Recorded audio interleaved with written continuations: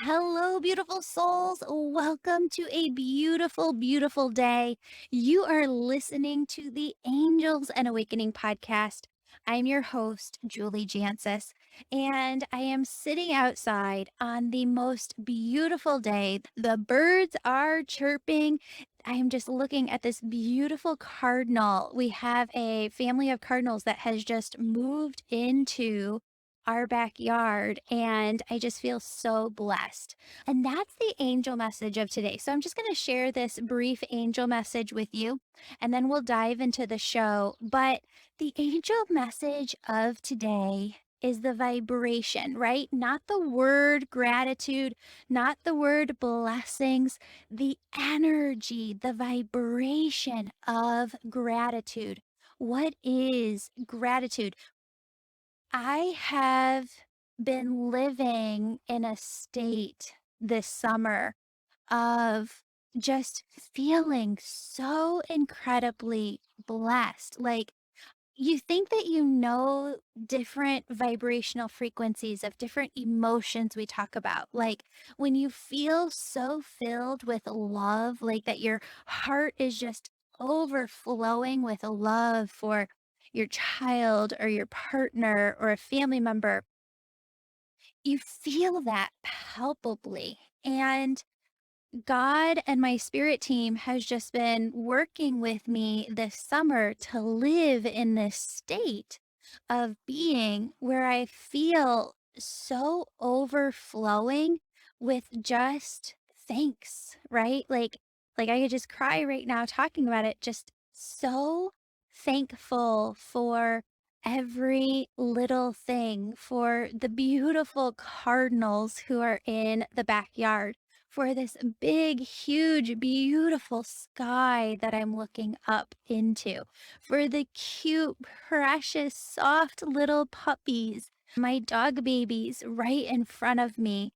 It's not about big things or having things. It's just about what's in front of us and being grateful to the point that our heart is just overflowing with thanks to the divine, to God, universe, source, to everybody on the other side who's helping us every step of the way for even just getting to be here, right? Like, I don't even know. I've just been so filled with gratitude and just thanks this summer that I feel like I could just kind of like cry at the energy of it and how it fills you. And so the angel message today that I really prayed on and wanted to share is that the vibration and holding the vibration of gratitude amplifies itself. So when I say amplifies, it like increases, increases, increases, just like, you know, those round dials for the volume? Like on an old school radio or your car radio, where you can turn the dial, amplifies the volume. It's the same with gratitude, with just feeling so thankful, so blessed, and for all the little things, right? The sky, the beautiful backyard, the trees, the insects just chirping away right now, just getting to be here, getting to live this life.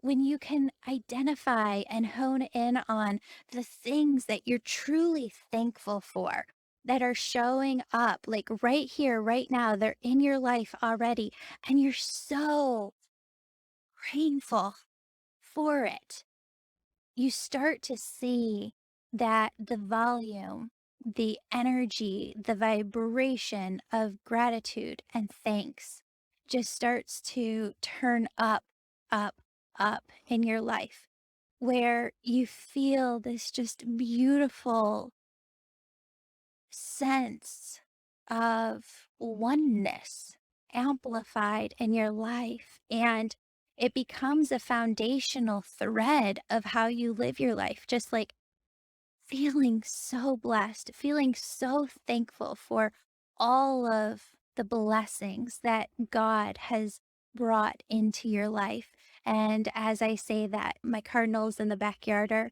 doing this beautiful little dance in front of me, flapping their wings.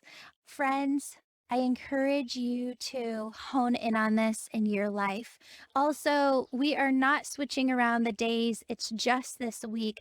We did put the angel story on Monday. We thought we were going to use another angel story today, but it's not completed yet. So, what we're actually going to do is air an interview. So, I'm sorry for the mix up in days this week. If you want to go back and listen to the angel story on Monday, that's okay. But here is a beautiful, beautiful interview that I had done at the beginning of June or maybe the end of May. All right, friends, remember to bring that gratitude in your life and just allow it to show up and amplify within your heart. Have a beautiful day and enjoy listening to this episode. So, my dad passed away in 2015. We weren't talking, and it took a month for his family to track me down.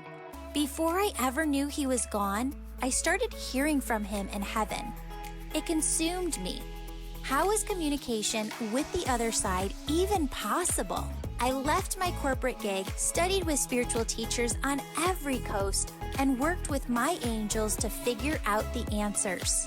Today, my mission is teaching you how to raise your vibration, shift your thoughts, trust your intuition, develop your unique spiritual gifts, and connect with your loved ones and angels on the other side. Friends, when you have these tools, life really does become heaven on earth. Hello, beautiful souls. Welcome back to the Angels and Awakening podcast. I'm your host, Julie Jancis, and today we are here with Dr. Kelly Fradin. She is the author of How to Help Your Family Through COVID-19, Parenting in a Pandemic. Now, we are here May 25th, 2021, and we are recording this knowing that it's going to go up back to school time around August, beginning of September 2021. And so we have all new tips for you parents who are kind of headed into this new school year. Dr. Fradin, thank you so much for being here. Yes, thank you for having me. I'm excited to chat about what back to school will be like this year. Yes. So you've been a pediatrician for 10 years. Tell us a little bit more about your book and about yourself.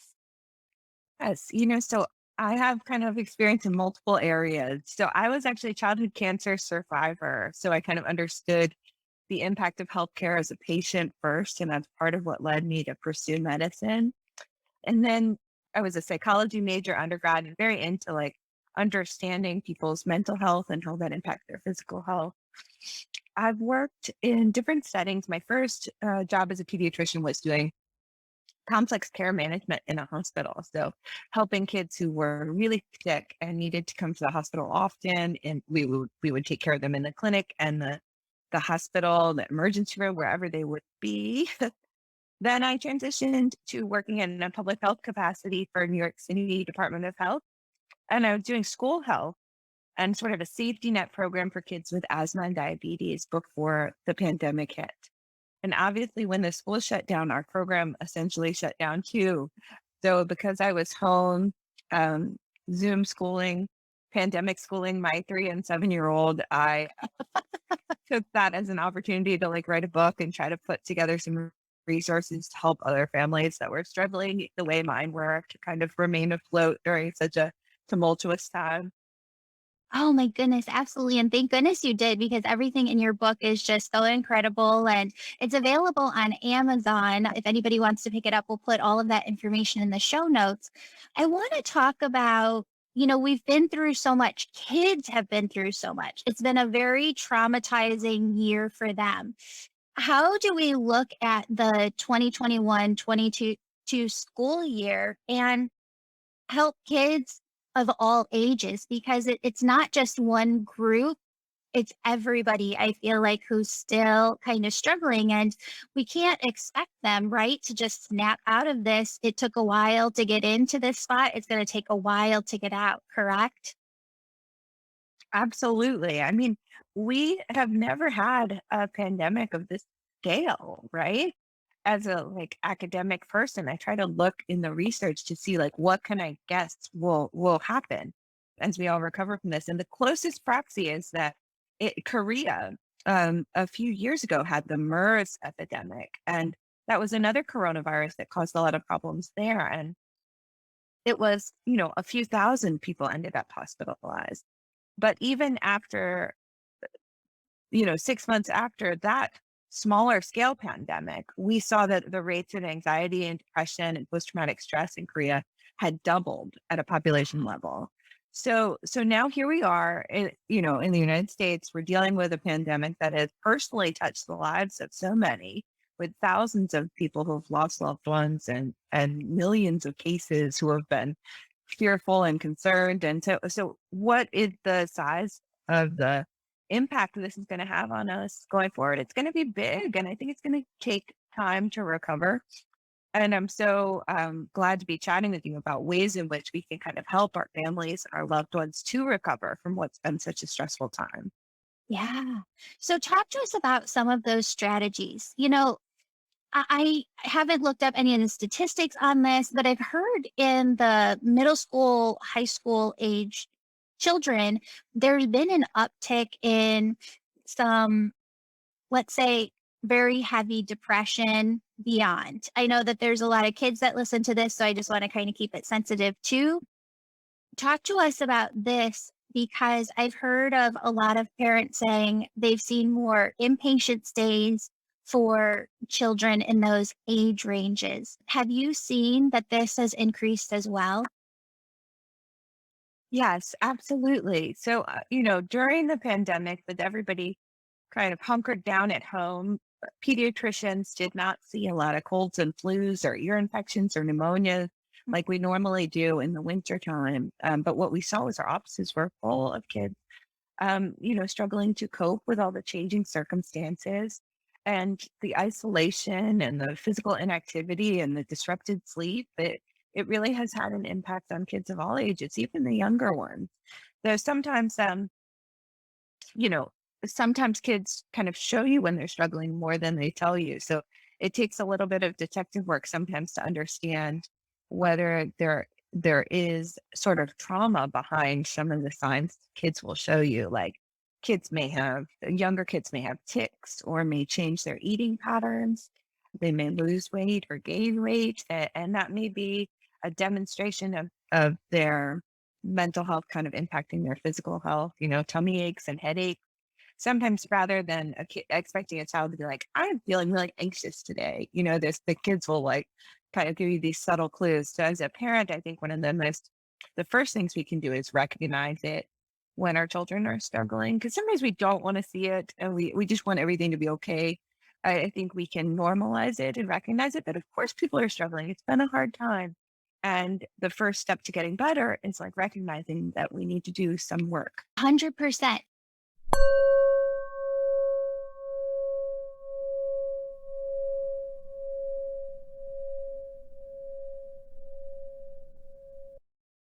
Friends, have you ever heard of ancestral trauma? It is us having deep seated wounds within us that really cause us to behave in certain ways, and it infiltrates our relationships, our work, and our life as adults. So, friends, in September, we are doing an entire course on ancestral trauma, and you can purchase this course, take it with us live or anytime afterwards. But all of September, the entire month of September, will all be about ancestral trauma. And you can head over to the website, theangelmedium.com, to take that course. We're going to be bringing in your angels, working with your angels to help you release spiritually some of these old wounds that you've been holding on to. Also, remember that when you write a 5-star positive review, we enter you into a monthly drawing to win a free session with me. This month's winner is in the show notes below. One more thing, friends, if you want to do this work for yourself, if you want to be a healer who works one on one with people, you have to go through a training program to learn how to do this work. And I would love to help you with that. If you want more information on my Angel Reiki School, where you learn how to develop your spiritual gifts, also hop on over to my website, The Angel Medium, and look up the Angel Reiki School. Now let's dive back into the show.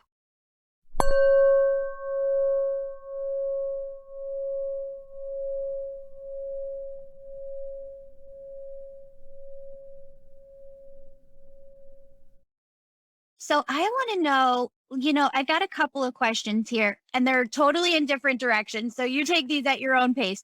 Two things. So the first is, what are like those signs kind of for every age? Because I've got a daughter who's, more the late elementary. Is that going to be different than really like the earlier ones who are saying they've got the tummy aches? How do you know too when it's so bad that you need to get your child outside help, or even when they need an inpatient stay? And I ask this because I've had a lot of people coming to me and talking to me about various different stories that they've seen. A couple of the parents that I've talked to have said, Julie, my child actually learned some other bad behaviors while they were in inpatient. And I want to make sure that everybody's getting the help that they need. But sometimes I don't know exactly what to say to folks when they say something like that, and it's hard and it's so complex. And I just say, go talk to the professionals about that piece because I'm not an expert in that. What do you say to them? Yeah, great question. So I guess I'll start first by thinking about the different age groups. Yeah. So we do see that statistically, kids kind of before puberty are lower risk for having sort of traditional anxiety and depression. It happens, but it's just less frequent. So in those age groups, we see things more like perfectionism, which is a subtle sign of anxiety.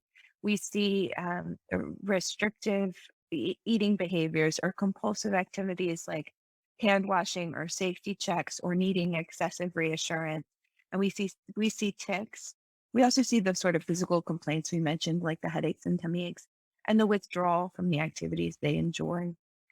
So that's what I would look for the kids kind of before puberty. And then after puberty, we're more likely to see the signs of anxiety and depression like we would see in adults. So, the ruminations and negative thought processes, the impaired sleep or excessive sleep, the sadness and tearfulness, the feeling like hopeless and what life's, not what you'd like it to be.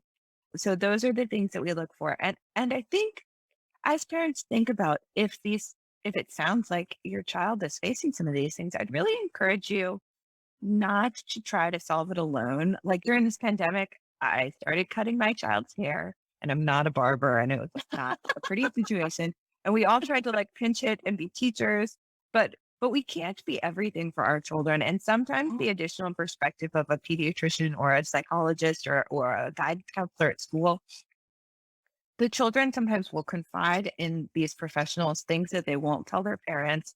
And by asking for help, you can kind of just open the door to getting more information and more resources. And sometimes I hear parents saying that they want to holistically address these things. So that prevents them from seeking help. But just because you're seeking help, it doesn't mean that like the only path is not to medicate your child. That may be one option. It may be a good option depending on what you're facing, but it's not the only one. And any provider who cares about the well-being of children should be respectful to honoring your preferences for how you proceed, valuing your privacy, valuing the things that are important to you about promoting your family's well-being.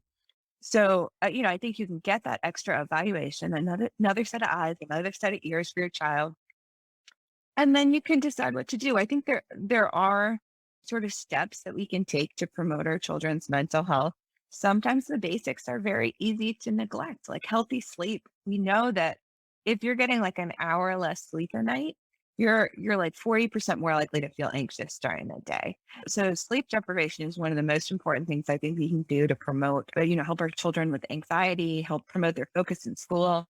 And along those lines too is physical activity. It's been so hard for kids who may not have had the access to sports and activities that they normally do to get those like high intensity physical exercise. But we know that when kids exercise, like it helps their mental health in such a deep and meaningful way.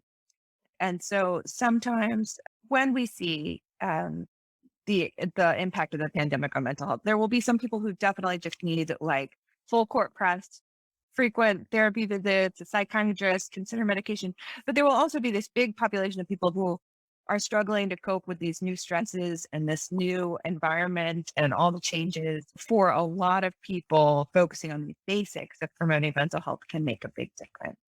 Hmm. Oh, absolutely.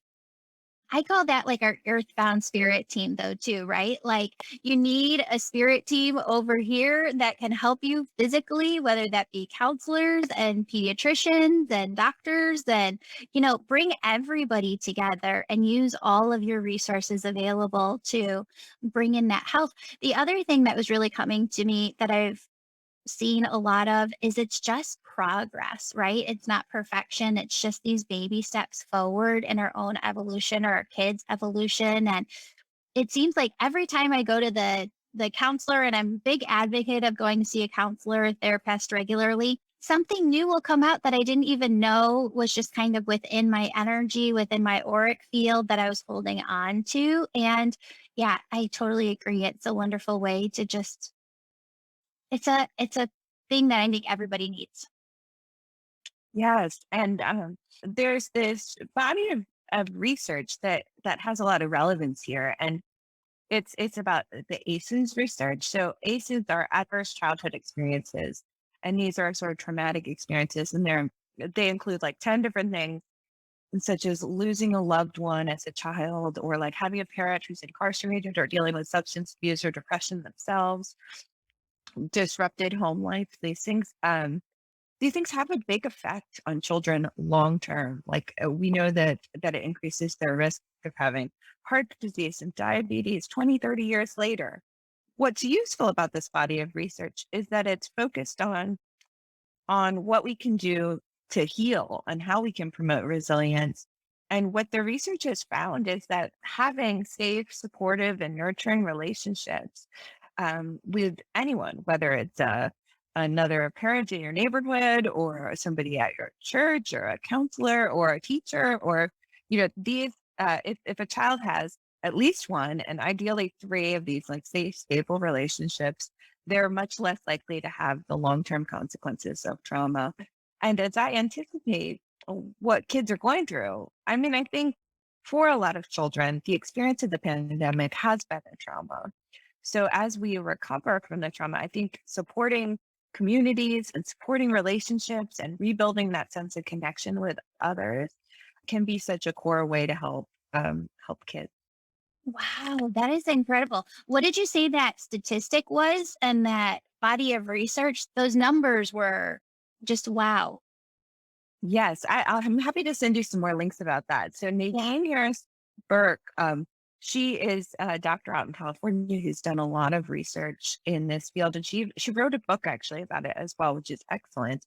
But even the CDC website has a wealth of knowledge about it because these early childhood traumas, they really do have like a meaningful impact on so many aspects of our health lifelong. But rather than worry about all the bad that can come of trauma, I really like to focus on all the good that can come of like mitigating that trauma. Because parents, I think you need to be a therapist or you need Yeah. to be a psychologist or a doctor to like help your child, but you don't. What it said is it's not like they even looked to see if more educated parents had a more powerful effect at mitigating these traumas, and they didn't. It was just the love and the nurturing and the support that made such a big difference for these children. So the idea that like you as a parent are what your child needs is like a really empowering and evidence-based thing that Yeah. I hope families can work from that. Oh, I love that.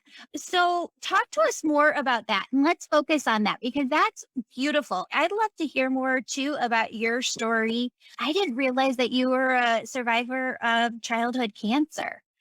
Tell us about that. Yes. And how much does that I like incorporate into your work today? Yes. So, I was young. I was only like 3 when I fell out of bed, and I had bad abdominal pain, and my mom rushed me to the hospital. They thought I had appendicitis, and they tried to take out my appendix. And then, of course, it was like, oh, there's just internal bleeding. And back in the 80s in rural North Carolina, they didn't have a lot of technology. So they thought my parents had been abusing me, actually. And my mom ended up sneaking me out the stairwell and taking me to Duke Children's Hospital where they made the appropriate diagnosis. And I had a great team of doctors there who were really like trailblazers and so inspiring in terms of what they've been able to do scientifically to help families with cancer. But I think what I've taken from that experience more than anything is sort of the perspective of what it's like to be a patient and what it's like to be my mother had a harder time than I did, right? Because when your child is sick, I was 3 or 4 and I just want to play. I just like if I could go to the playroom or get a new toy, it was a good day, even if I was sick. But my mother, it was so hard on her, the fear and the uncertainty. And it's given me greater insight into how sometimes parents can feel the very like institution of medicine sometimes is a way of like stripping people of their power because you're vulnerable when you're sick and you're vulnerable when you need help. And so I think it's made me a better doctor by helping me understand that sometimes even people who are very confident advocates in some parts of their life, when they're in that vulnerable position of like being in a gown on a doctor's office, like it can be hard to advocate for yourself and speak up. And so I think taking the extra time and finding a provider who's really able to kind of relate to you as a person and help you preserve your personhood despite whatever you're facing medically is really important. Yeah. I had that recently where, well, when my daughter was younger, she went through a lot. She was in the hospital for because she's just a very medically complex child, was born with syndrome. And I had to learn to advocate for her because I just felt like doctors were gods pretty much at the time. I had only had maybe strep throat and a couple little things here and there, never dealt with any major illness, was blessed in that way, but had to learn that when she was inpatient in the children's hospital and you were only seeing these specialty doctors for 5 minutes here, 5 minutes there, that you had to really have all of your questions prepped in advance and how to like really work through all of that. But I had it recently too, where I had to hire like a lawyer just to kind of set like the foundational stuff for the business. And I've always felt like I never want to talk to a lawyer, and same kind of like with doctors, you don't know how to speak to them sometimes. And so I found the person that I connected with the best and it like felt like talking to a friend, and it's made it so much easier. So you're right, when you have that really great connection with the person, it brings a totally different energy into your healing journey, I'd say, right? Mhm. Absolutely. And this is actually exactly what my next book is about. It's called like advanced parenting. And it's about like techniques for when you have to help your family through a challenge because so many parents have the same kind of experience of like, you don't know how to navigate this complex system and how to advocate for your family and like what do you need to do and you have to learn the hard way like when things are stressful and so the idea behind why I wanted to write it is because I would love to like make it so you don't have to learn the hard way and Yes. also like help others in our community like kind of understand the stress and what parents go through, because sometimes I think, or even colleagues, people never really understand what it's like to have a child who's facing a challenge unless they've been through it themselves or have a family member. And the truth is that like most kids have a big challenge come up, whether it's like a mental illness or a learning disability or a learning difference or, a medical diagnosis. And so to kind of normalize that and make those people feel seen and what can be like a very solitary struggle is like what the idea behind the book is. Oh, that's fantastic. I love that. Well, I wonder too, like, we brought you on because you and I had kind of connected offline, but I'm wondering, like, in your journey, just knowing that you had been through that as a child, your health journey, did that shift like your spirituality or your mom's spirituality at all? And how do you see like spiritual health playing into what children are going through right now and trying to work through this trauma after the pandemic? Yeah, it's a great question. I think it's worth like just being honest that I think at some point feeling like it was not fair may have led my mom to be a little like separated from her spiritual journey, like to feel like why is this happening to our family? To feel angry a little bit at times.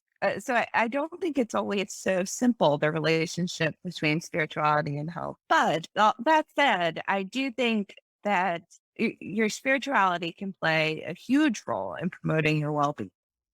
I think a lot of the tenets of psychotherapy are also like part and parcel with spirituality. Like what is prayer but meditation, and what is like a faith organization, but like a community of people who are committed to supporting each other in their journey. So I do think that there's a lot of good that can come from embracing your spirituality in terms of promoting your health. And I think that I actually just earlier did a talk at my church about like parenting in a pandemic. And what I said was, I think that like part of the worst thing about the pandemic is all the isolation. But just as I was talking about those stable, nurturing relationships, like you can find this from any community organization, right? Whether it's like a sporting activity your kids really into, or a school activity they feel very committed with, or like a church or a spiritual group where you can hopefully find like-minded people who connect with your family and can be like one of those supportive influences in your life. So I hope that that your listeners can find they can either find like peace in their spiritual journey or community. I think either of those would be like a big win. I love it. I love it. As kids are going through this next school year, Y I remember back to when my parents got divorced and my mom was very proactive in taking, us to counseling. And I remember the counselor saying, "Julie's not dealing with this. She's sweeping it under the rug and she's going to need to deal with it years later." How do they know that, right? Like, how can you see that within your child that maybe they're perhaps like sweeping it under the rug? I asked this because at the time I remember feeling like, no, I'm not. I'm totally good. Like, I don't need to process this any more than I already have because I feel like maybe at that age, I didn't have all of the tools to process what had just happened. And I needed to live a little bit in order to gain some insight in order to look back at it. So, can you speak to that at all, too, with relation to what kids are going through now? Yes, I think it's a great topic to discuss because while we all want to be proactive at preventing our children from struggling with mental health issues, we also don't want to like medicalize their childhood or pathologize, their reaction to stressors. So while I talked earlier about how I do expect rates of like anxiety and depression to increase, it's totally possible that some children will just sail through this experience and that it won't knock them off course.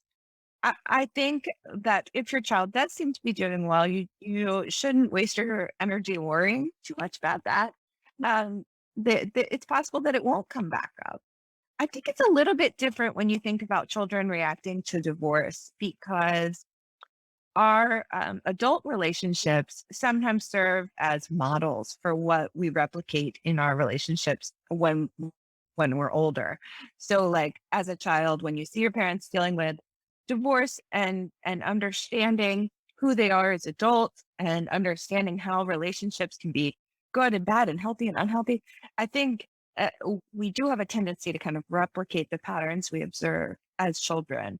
So I think it's a little bit different in that way. But in that setting, it's like you can't force the reckoning of that when you're developmentally not ready to process those things. Yeah. You just have to kind of wait and see if and when it comes up and work through it at that time. But with the pandemic changes, I think children may face some like more direct stressors, right? Like last year I had to wear a mask and this year I don't. And am I safe? And so sometimes I think children are just looking for confidence and consistency and clarity from the people around them about like, yes, you are safe, and promoting their sense of safety is important. And I think the other piece that's very basic to children is their stamina. Some families have been in touch with me, and it's like we didn't do as many activities during the pandemic, but we found a lot of joy in free play or hiking or like letting the kids roam around the neighborhood more than they did before the pandemic. Everybody was around. And in some ways, there have been good things about the pandemic that it I would encourage people to try to like hold on to as we move back, because some people may be tempted to just jump back into what maybe were overscheduled lives. And I think that when children are adapting to school, there's this phenomenon, it's called after school restraint collapse, which is like a child who holds it together at school all day and has great behavior and does well in school, and then comes home and is just like tantruming with their parents and emotional and difficult behavior in the afternoons. And part of it is because they just run out of energy. They kind of like hold it all together through the school day. And I think this school year, more than ever, we should be aware of the fact that our kids might have gotten used to like having less activity and less stimulation. It's going to be a lot. It's going to take a lot for them to kind of get back in the rhythm. So sometimes just leaving more free time and leaving more rest time can make the transitions go a little bit more smoothly. Oh, I love that. What are some of the other great things that we can look at that, like cup half full, good things that came out of the pandemic for children or families? Yeah. I think for some people, remote work has provided them with an opportunity to spend more time with their loved ones. I know like a lot of parents who never made it home for dinner because of their commutes and such were able to be more present. So that's been nice. I think now our new familiarity with Zoom and FaceTime and all this, like I I never before the pandemic let my son play video games, but now he's been playing video games with his cousins, even though they're like on the other side of the country. And it's like that's a nice thing that he can remotely connect with other friends that he wouldn't be able to see. Like normally we only see them a couple times a year because they're on the other side of the country, but that he can play with them every week now, even if it is on the screen. So I don't know. Those are some of the examples of positives that I've experienced personally. My family did more hiking, more cooking, those kind of simple things. That's awesome. That's so awesome. So, any last thoughts too, just about the 2021-2022 school year of, any words of wisdom to parents and kids as they go through the beginning and back to school? Yeah, back to school, it's always an adjustment. And it can take 6 weeks really before you get into the flow of like a productive classroom, knowing the expectations and seeing the performance. And I think we have to also be aware that the last year has been so hard on educators in our communities that it's really stretched our teachers having to pivot to remote learning, and a lot of children may be a little bit behind going into the school year, and parents may be anxious for them to catch up and get on target. But I would really encourage parents not to worry too much about that and to be patient both with your children and with the educators, because it's a lot. And I think it will take some time to catch up and to get there. And we want, I think, in the long run, I think what we're talking about in terms of supporting mental health is so key to our success, supporting our mental health, supporting our relationships and our sense of safety in our community. I think that the academics will catch up over time. So if you're feeling like your child is going into the school year academically behind, I would just try to remember that it's the benchmarks we have for learning are all kind of like artificially created. Like if they're late to learn like how to read, like it's in the long run, it's going to be okay. And that there sometimes are more important things to focus on. So I hope that can help parents to worry a little bit less. Oh my goodness, of course. We have a whole crew of art or like kind of like more like your extracurricular teachers because my husband is Yes. a band director at a middle school. And, I know that they're all like kind of cringing inside and feel very, very anxious because they're worried about their fall concerts and their spring concerts where these kids have taken some time off of this too. And the teachers, a lot of times, are perfectionists that just want to put that on. So Yes. all the educators here really appreciate you just kind of saying have that patience and have that love for them too this year. Yes. Yeah. I think the grace and the understanding that like it's been a lot. And of course, we're not operating at 100% productivity when we're also like adapting to ever changing guidelines and ever changing levels of risk in our communities, so much uncertainty. Like, I think we just need to give ourselves and the other people in our community some patience and some love to go through this process. Yeah. Yeah. Oh, I love that. Dr. Kelly Fradin, your book, we're going to put that on the show notes, Parenting in a Pandemic. Thank you so much for being here. Where can people find you? Are you on Instagram at all? Yes, yes. I have an Instagram account. It's called Advice I Give My Friends because it's like, the parenting and health tips I tell my friends. So I'm on there way too much. If people want to reach out and connect with me there, that'd be great. It's on Facebook too. I love that. I love that. Awesome. Thank you so much, Dr. Fradin. So nice meeting you. You too. Beautiful souls, I'm so excited to announce that my book on angels and how they're working miracles in your life will be available on Amazon fall of 2021. If you're listening on or after fall of 2021, check it out. Friends, if you'd like to work with me each week, my angel membership program is perfect for you. You can join at any time and you get access to past courses. In 2021, I'll be teaching you about a new topic each month. We started the year in February with a course on oneness and raising your vibration. March is angel communication, how to hear your angels. April is trusting your intuition. May is knowing your soul's purpose. June is working with Archangel Raphael to learn self-energy healing techniques and Chakras 101. July is rewriting the stories you've been holding on to.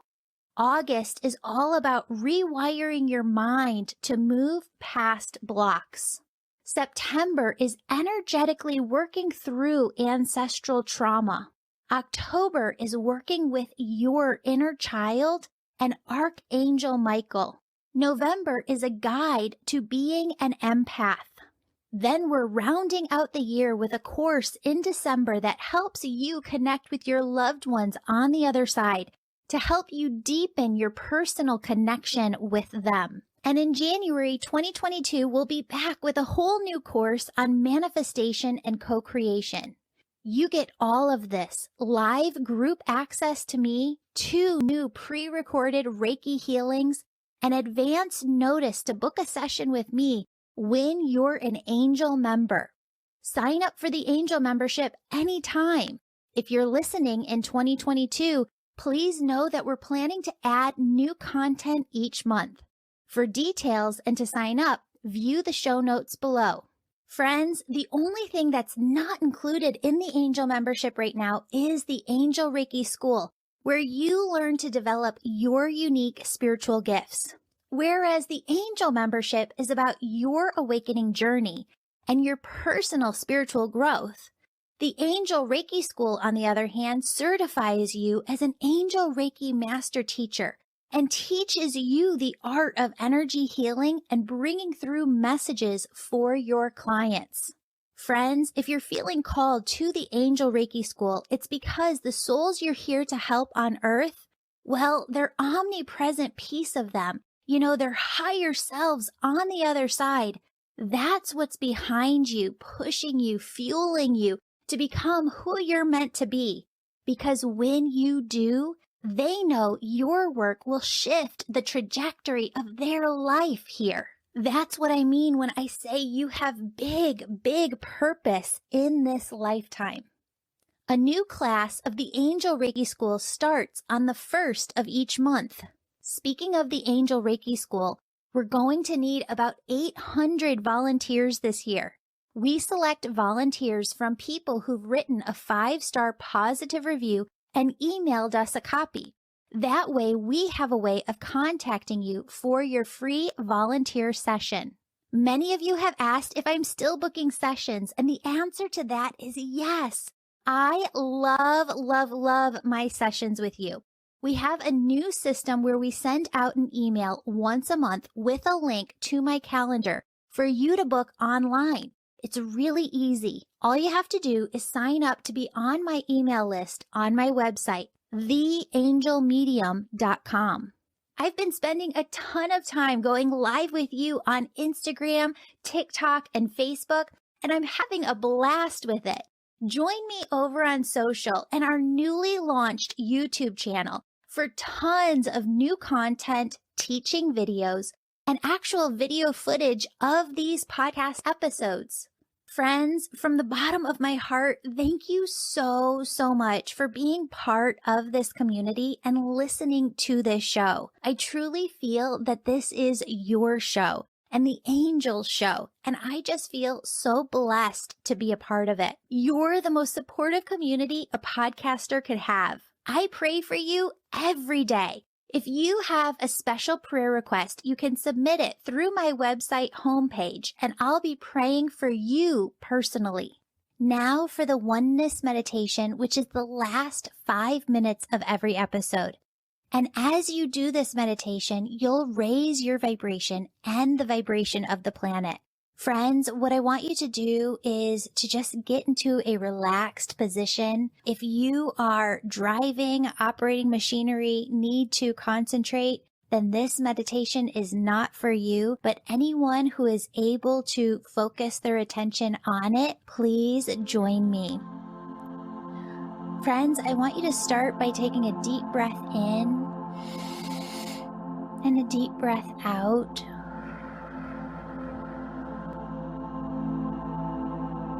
And I want you to imagine that your socks, your shoes are off, and that your bare feet are able to connect with the soil of the earth. And down through the bottom, the soles of your feet, are these large roots that go down far and wide into the earth.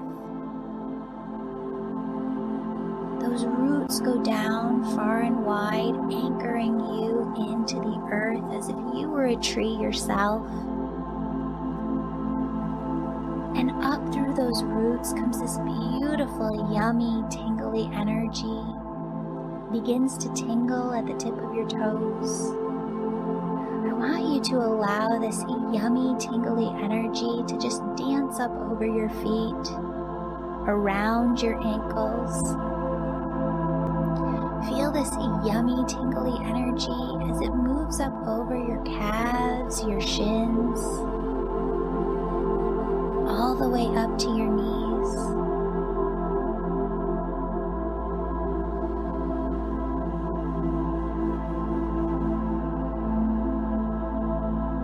Feel this energy at your knees and allow it to move up the thighs, the hamstrings, all the way up to the sides of the hips. I want you to allow this energy to move from the hips up to the base of your spine, the base of your stomach. And I want you to feel this energy as it climbs up the spine and the stomach, all the way up until it reaches your heart.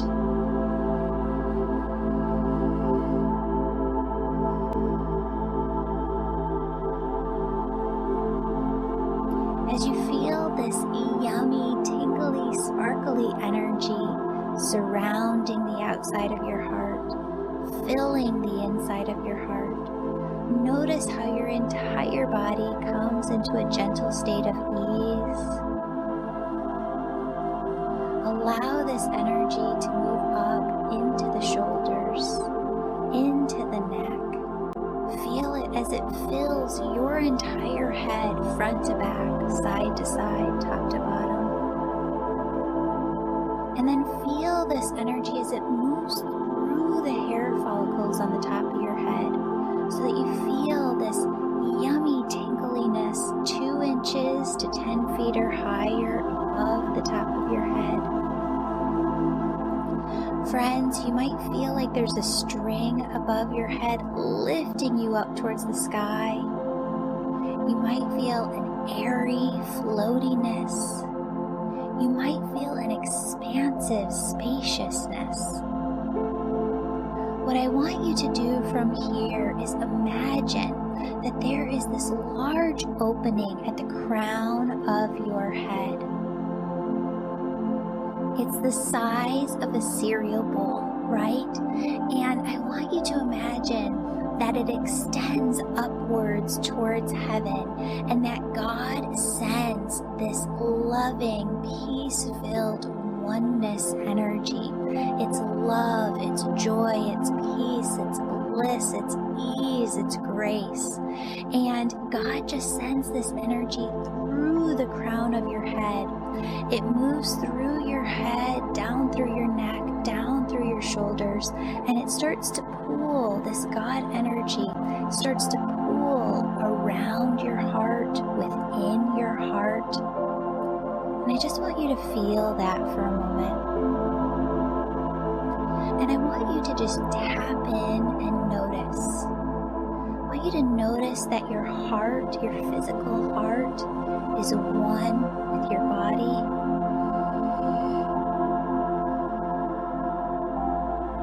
And I want you to notice that your heart and your body are one with the air surrounding you.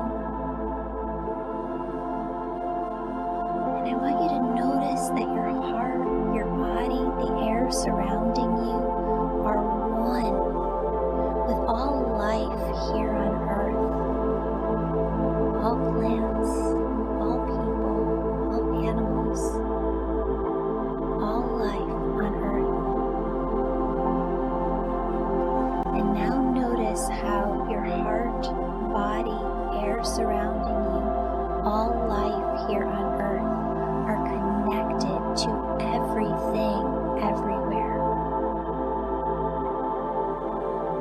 Friends, did you notice how your body got more expansive, your energy got more expansive, and you could feel out into your auric field, you could feel out into the energy of the world, into the energy of everything, everywhere. Friends, that is oneness, and you can carry oneness with you in your everyday. I don't want you to stop here. I don't want you to open up your eyes. I want you to continue this meditation and to see that surrounding you are angels.